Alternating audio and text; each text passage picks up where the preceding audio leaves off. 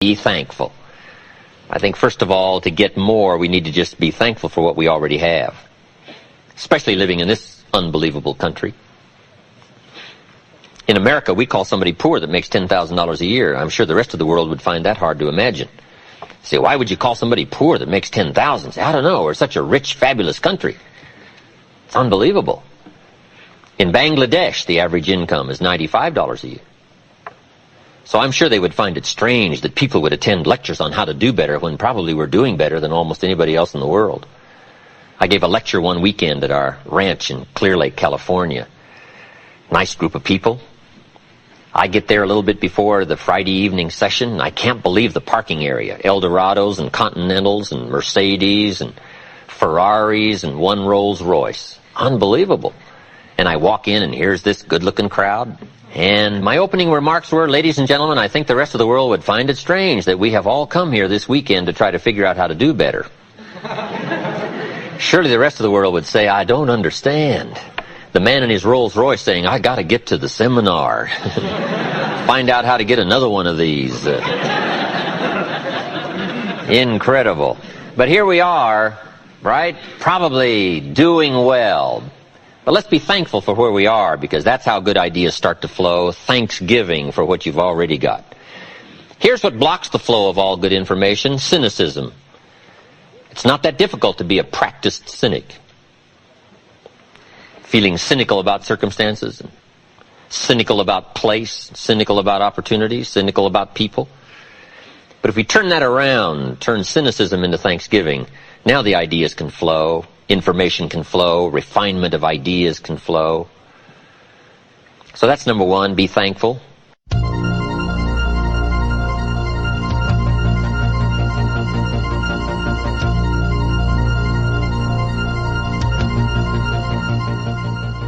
Here's number two, attitude.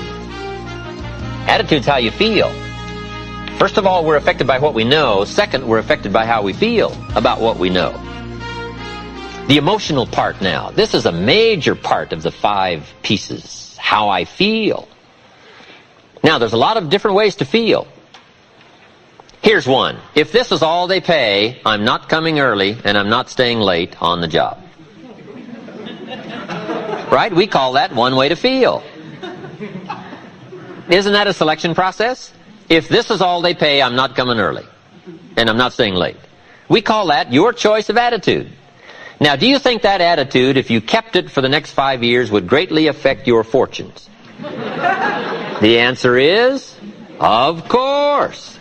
You cannot escape the accumulated effect of the selection of your attitude. You can't escape it. So one of the major things to check is, how do I feel? And am I on track or off track with my attitude? Now, attitude's not that easy to fix. It's not that easy to get information. It's hard to look up attitude in the yellow pages. If you could put your car in the shop and go next door and get your attitude tuned, wouldn't that be nice, right?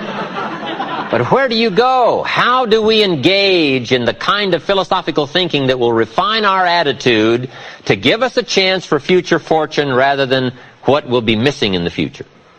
So this is big, attitude. Here's another attitude. No matter what they pay, I always come early and I always stay late to invest in my own future. We call that another attitude about the same job. Now, why would one person have one attitude, another person have another attitude? We call that mysteries of the mind. Right? I don't know. Everybody has to choose for themselves. Everybody has to decide by education. Now, if you didn't know what the consequences were going to be, it could be very easy to choose the wrong attitude and not discipline yourself to the right attitude. So a big portion of our life is affected by how we feel. Let me give you just a quick list about the feelings that affect our lives. Number one, it's how you feel about the past. Boy, it's easy to carry the past as a burden instead of as a school. It's easy to let the past overwhelm you instead of let the past instruct you. How to feel about the past hurts and the past losses and the past difficulties and the times you failed and the times it didn't work, the accumulation of all of that. How you feel about that is going to greatly affect your future in your life.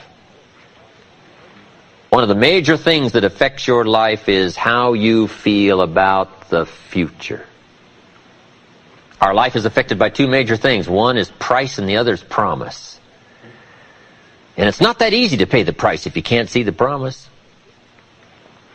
I think kids are having problems these days trying to pay the price because they can't see the promise.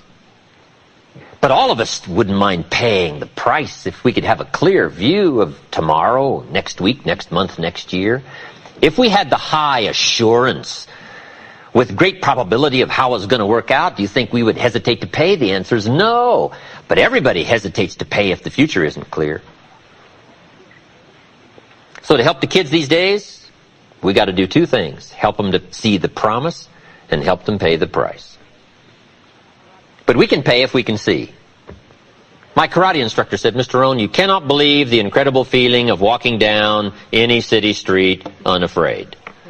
I said, let's get on with the classes, right? Hey, I will sweat. I will put myself through the paces, right? What would we do for an extraordinary promise? Answer, the most unbelievable things. Would you crack the books? Would you burn the midnight oil? Would you engage in the extra thoughts and the extra disciplines if the promise was adequate? And the answer is, of course. But who wants to read? Who wants to burn the midnight oil? Who wants to put themselves through the paces if the promise isn't clear? Important, price and promise. Here's number 3. It's how you feel about each other. It's so important. Attitude about society, country, state and city, community, family, enterprise, office, company, corporation, division. It's so important to have a unique understanding about other human beings and what makes a good life, what constitutes a good life. How you feel about each other. I've got a good phrase for you. You can't succeed by yourself. So to have a unique, refined sense of appreciation for each other is prerequisite. It takes each other to build a society. It takes all of us to build a country, to build a nation. It takes all of us to build a community. Key phrase, you can't succeed by yourself. I gave a speech not long ago to the Rotary Club of Culver City, California, and I was unusually affected by the Pledge of Allegiance that day. Big, strong voices. It's a big, strong club. And it was going through my mind the next few days, the Pledge of Allegiance. And the more I thought about it, the more I thought, what an important key document, right? The Pledge of Allegiance. And so I started writing, and I wrote a discourse on the Pledge of Allegiance. I took each key word and did a little summary for our Tape of the Month Club. Wow, the Pledge of Allegiance is unique. It starts with I and ends with all. The pledge starts with I and ends with all. It takes all of us to make any one of us successful. And a unique, refined appreciation of the all of us is what makes the I of us do much better. That appreciation of society. It takes all of us to make a market. We need each other's ideas and inspiration. And once you have that sense of appreciation of the all of us, now you and your place and your possibilities and your opportunities now start to really soar when you understand how important it is within the framework of the all of us. So you can't succeed by yourself. It's hard to find a rich hermit. Right? Now here's the big biggie. It's how you feel about yourself. That's major. Understanding self-worth is the beginning of progress. How valuable are you? What could you do if you had all the skills? If you took the extra classes and burned the midnight oil, what could you do? What true value could you become? That is one of the better exercises. What could I become in terms of value? What could I really do in the marketplace, in enterprise, family, home, love, experience, marriage, friendship? How valuable could I become? Am I valuable enough to work on what all is still not functioning in my life to full capacity? If I'm operating at 20%, what could I possibly do with the other 80%? And do I have it in knowledge and worth and value and experience?